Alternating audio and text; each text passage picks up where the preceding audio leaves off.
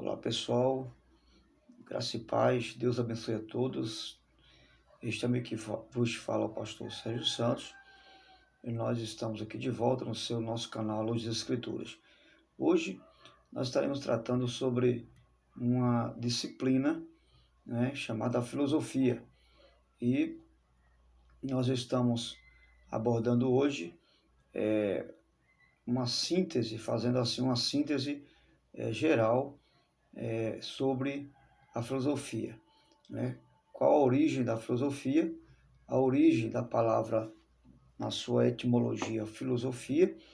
Nós estaremos tratando também sobre quais são as características da filosofia, né? Estaremos abordando os seus caracteres, como por exemplo autonomia, radicalidade, historicidade, universalidade, né? Estaremos vendo essa realidade que caracteriza a filosofia. Ainda vamos ver também quem foram os pensadores que se destacaram, no período e origem dessa filosofia. Estaremos abordando sobre Sócrates, Platão e Aristóteles, que de fato são os três principais pensadores da filosofia. E bem rápido estaremos realizando essa informação, trazendo essa informação para você. A filosofia, a princípio, nasceu na Grécia Antiga. Você que é um bom leitor estudioso, você sabe disso. No mesmo período que surgiram as cidades-estados, que chamamos também de ilhas-estados. Segundo os registros, ou segundo a história, essa foi a primeira vez que os homens começaram, a tentar explicar o mundo à sua volta e de uma forma lógica e racional, né? Quando falamos de os homens começaram a explicar, estou falando dos homens lá de 600 anos antes de Cristo, no século 6, século 7 antes de Cristo. Foi nesse período aí, um período assim bem distante. Então, nesse período, os pensadores, quando nós começamos a viver esse momento, e pensar nas civilizações anteriores, vamos ver que havia uma grande diferença, dos pensadores de hoje para os pensadores de 600 antes de Cristo, século 6, século 7. Então, a maioria dos povos tentava explicar, nesse período, os acontecimentos e até os fenômenos naturais por meio de mitos, Já ouvi falar de mitologia grega, Então, esse era o caminho usado para interpretar os fenômenos, até mesmo fenômenos naturais da atualidade, ok? Os sacerdotes religiosos da época concentravam o conhecimento e usavam as suas crenças para satisfazer a curiosidade básica dos homens ou do ser humano na sua época e no seu tempo, ok? Então, até aí dá para entender, Na Grécia, os acontecimentos, porque estamos falando da Grécia Antiga, ok? Então, a filosofia se iniciou na Grécia, como já vimos no início dessa síntese, que na Grécia os acontecimentos tomaram, melhor dizendo, um rumo diferente. Embora a mitologia grega seja extremamente rica, na atuação de uma série de divindades, elas começaram a tomar um rumo diferente, certo? Os filósofos que eram considerados enviados pelos deuses, segundo a mitologia grega, porque os filósofos da época eram considerados enviados pelos deuses, segundo a mitologia grega, eles começaram agora a sistematizar, começaram agora a trabalhar de forma minuciosa o pensamento humano e exercitar também a lógica. Nós vimos que, no começo já falamos que a filosofia ela se baseou em duas coisas. A base da filosofia, desde a antiguidade, ela se baseou na lógica e na racionalidade, ou seja, na razão, ok?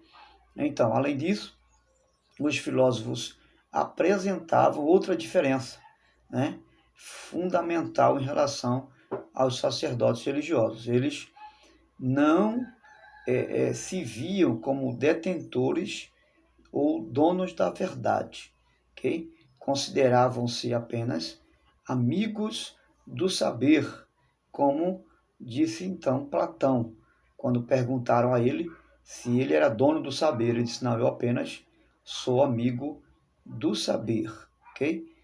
Então, eles eram filósofos dispostos a desvendar os mistérios junto às pessoas comuns. E tanto é que eles se aproximavam das pessoas para tratar seus pensamentos e suas filosofias. Okay? Foi desta forma, levantando questionamentos e críticas, fazendo críticas, né, que o pensamento mítico predominante surgiu, né, aí a filosofia. Foi dentro desses interrogatórios, desses porquês, das dúvidas, das incertezas, né, que eles então vieram trazer à tona a filosofia, ou surgir a filosofia, ok? Então foi dentro desse cenário aí de dúvidas, de incertezas dos acontecimentos, das descobertas das coisas, que surgiu então a filosofia. E aí nós vamos agora tratar sobre a etimologia da palavra filosofia, ou a origem da filosofia. A palavra filosofia, como você já sabe, né, também vem do grego, é formado pela junção de duas palavras, philo, que quer dizer amigo, mais sofia, que quer dizer sabedoria ou amizade. Portanto, o filósofo é um amigo ou um amante do conhecimento, né, ou alguém que busca compreender o mundo à sua volta, né, e bem como o universo interior, ok? Então nós temos a junção de duas palavras, sofia, né, que é amigos, sofia, né, filos, amigo, e temos aí sofia, sabedoria, né? Então, amigos da sabedoria, ou amor à amizade, certo? Esse é o conceito que se dá, o amor à sabedoria, né? Fazendo aqui uma correção. Amor à sabedoria, né? Filos, né? Esse é o significado, a sua etimologia da palavra, ok? Filos, né? Amigo, e sofia, sabedoria, ou amigo do conhecimento. Agora, quais são as características da filosofia? E aí nós vamos entender que a filosofia, ela também traz consigo algumas características, né? Fazendo aquela pergunta de praxe, né? O que é a filosofia, né? Mas o que é a filosofia? Etimologicamente, já sabemos que é amigo do conhecimento. Mas o que é a filosofia? Diferente de outras disciplinas, né? Porque a filosofia ela não é uma ciência, né? Diferente das outras disciplinas, ela não é uma ciência, suas conclusões não podem ser comprovadas, por isso ela não se torna uma ciência como as outras disciplinas que podemos considerar como uma ciência. Por exemplo, a biologia, a matemática, a química, né?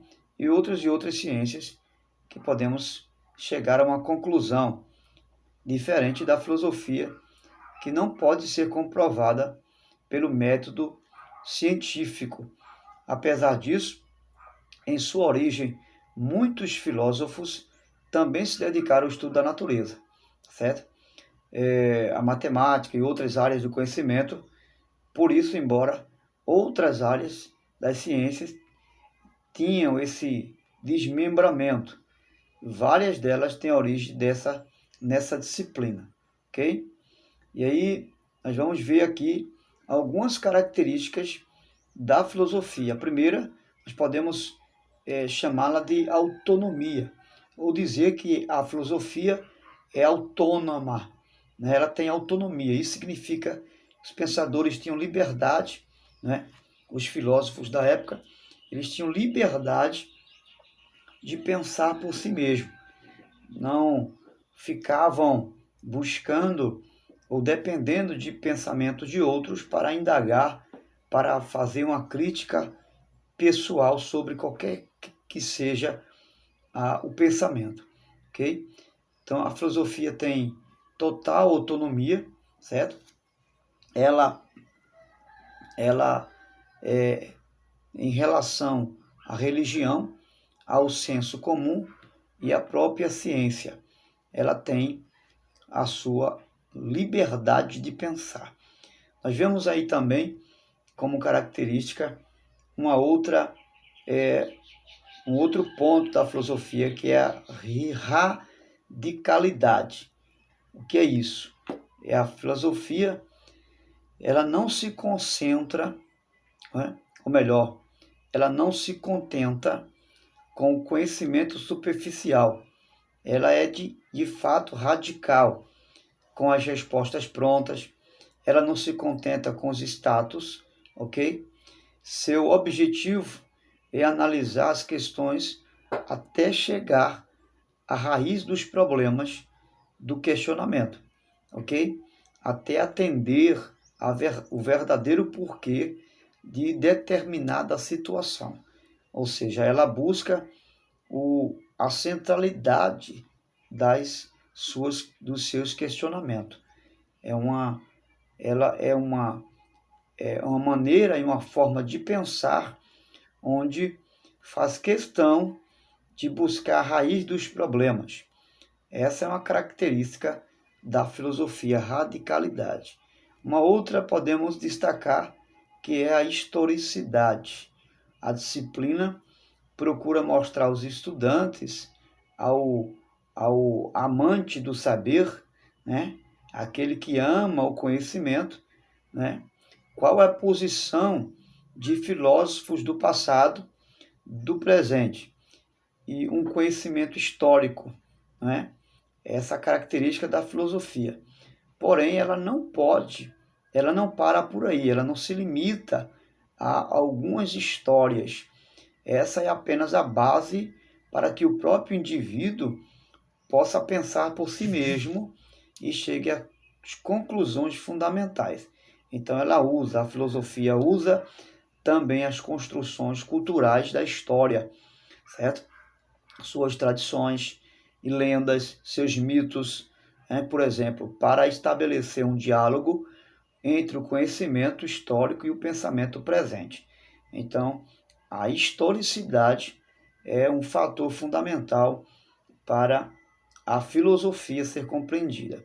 Uma outra podemos chamar, um outro caractere ou característica da filosofia, podemos dizer que é a universalidade. O que é a universalidade?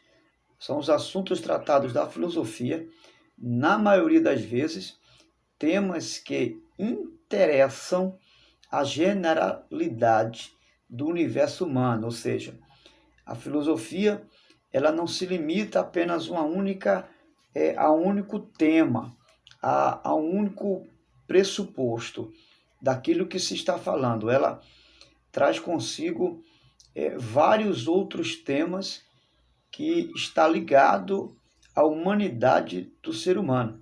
Ou seja, são questões que afetam em maior ou menor grau cada pessoa na sua realidade, em que vive no seu mundo, no seu contexto, né, humano.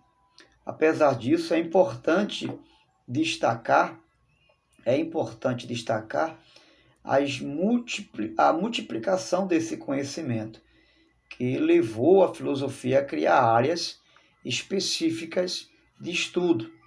Existe por exemplo, a filosofia política, a filosofia religiosa, a filosofia ética, sobre as questões referentes a vários temas específicos. Okay? Outras áreas bem conhecidas são também, nesse contexto de universalidade da filosofia, que é a cosmologia, é aquilo que se estuda no contexto da estrutura da filosofia, certo? A composição, a evolução do universo. A ética trata dos temas morais, por exemplo, comportamentos do ser humano. Um outro elemento da filosofia que vai trazer essa visão cosmológica é a metafísica, né? Inclusive Aristóteles, ele é um pensamento de Aristóteles na sua filosofia.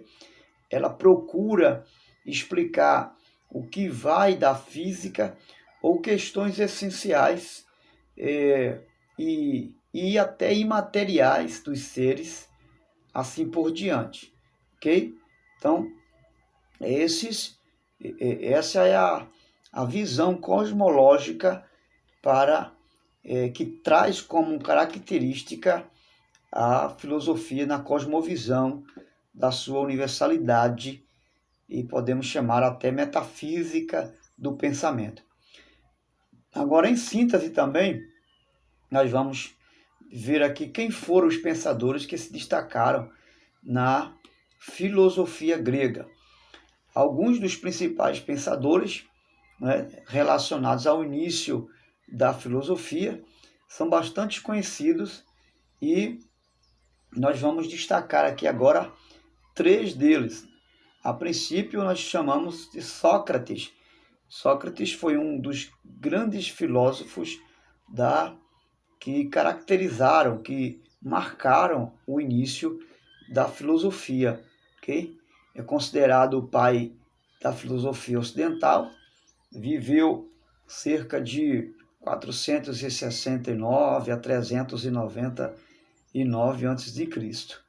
E era conhecido como um homem sábio, né? Você que lê, que estuda, né? E sabe a biografia de Sócrates, sabe muito bem disso. Ele morava geograficamente em Atenas. Sócrates, ele tinha uma convicção de que nada sabia, essa era uma das filosofias dele, né? E ele vai dizer, eu só sei que nada sei, né?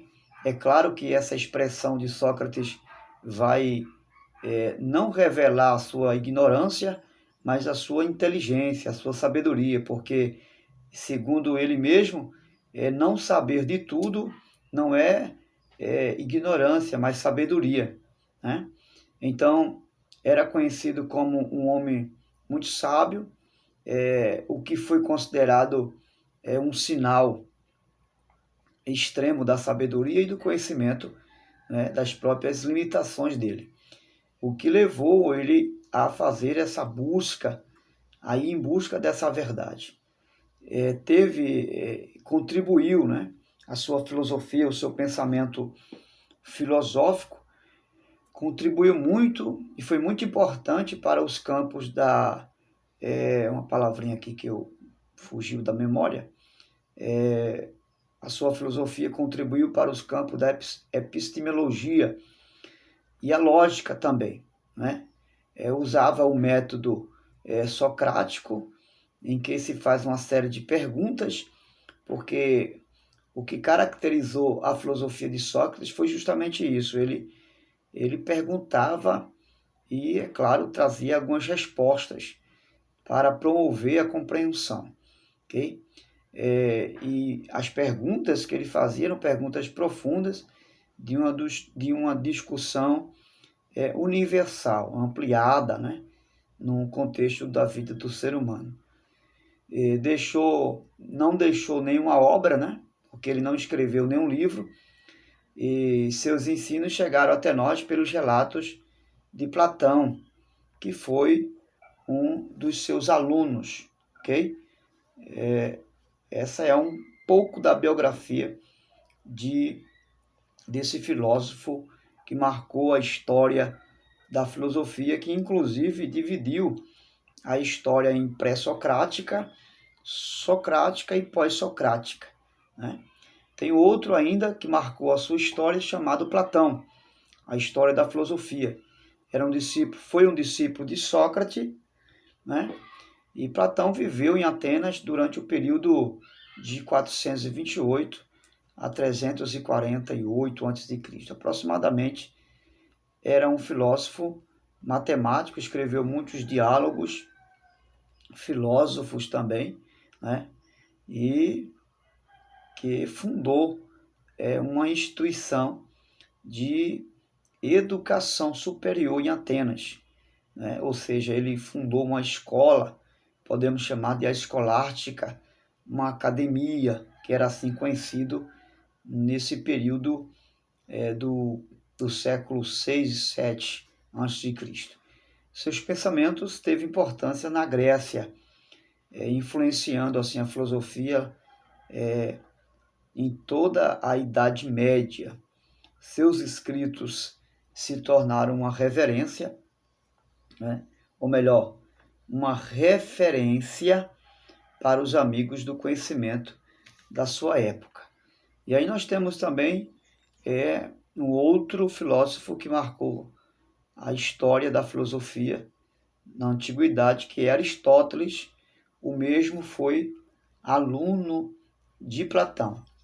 Fechando essa tríade, né, podemos chamar assim, esse trio de principais pensadores da filosofia, nós temos aí Aristóteles, aluno de Platão, como já falamos, viveu no período de 384 a 322 a.C.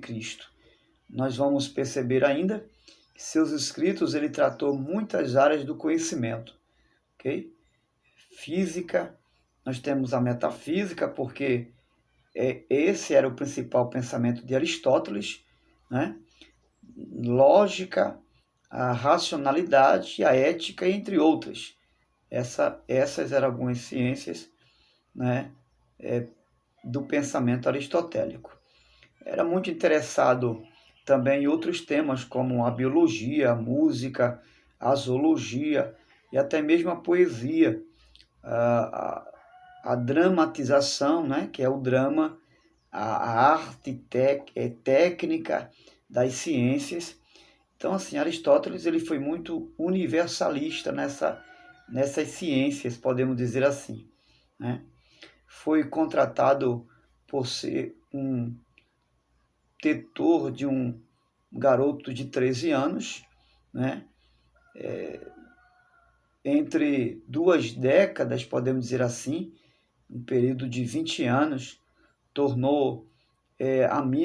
se tornou amigo de Alexandre o Grande, o maior e mais conhecido conquistador da Grécia Antiga, ou do mundo antigo. Então, Alexandre foi um amigo também de Aristóteles. Estudar a filosofia foi algo importante para os pensadores e para nós também nesses dias atuais, ok? Então eu deixo aqui para você esse conselho para que você possa estudar e se aprofundar mais nesse mundo da filosofia, que não para apenas por aqui. Apenas passamos aqui para dar esse início, pontapé inicial, né, sobre a origem, a etimologia da palavra filosofia, trazendo algumas características da filosofia, também alguns principais pensadores da filosofia antiga, ok? Então, concluindo, nós podemos dizer que a filosofia está relacionada à liberdade e quem estuda essa disciplina é capaz de formular suas ideias e embasamento, ok? De questionar a realidade à sua volta, né? E fugir daquela prisão, daquela submissão às concepções dominantes da sociedade, né? Que nem sempre estão corretas. Você é alguém livre para questionar você é alguém livre para se opor, para perguntar, para fazer suas objeções à luz dos pensadores que citamos aqui, como Sócrates, Platão e Aristóteles. Até lá, que possamos ter uma boa aula, né, sobre a filosofia. Depois estaremos voltando, dando continuidade a esse pensamento filosófico do século 600 a 700 a.C. Um grande abraço, bons estudos, que você possa ter aprendido um pouco sobre a filosofia, a origem, a etimologia, suas características e seus principais pensadores da sua época filosófica. Grande abraço.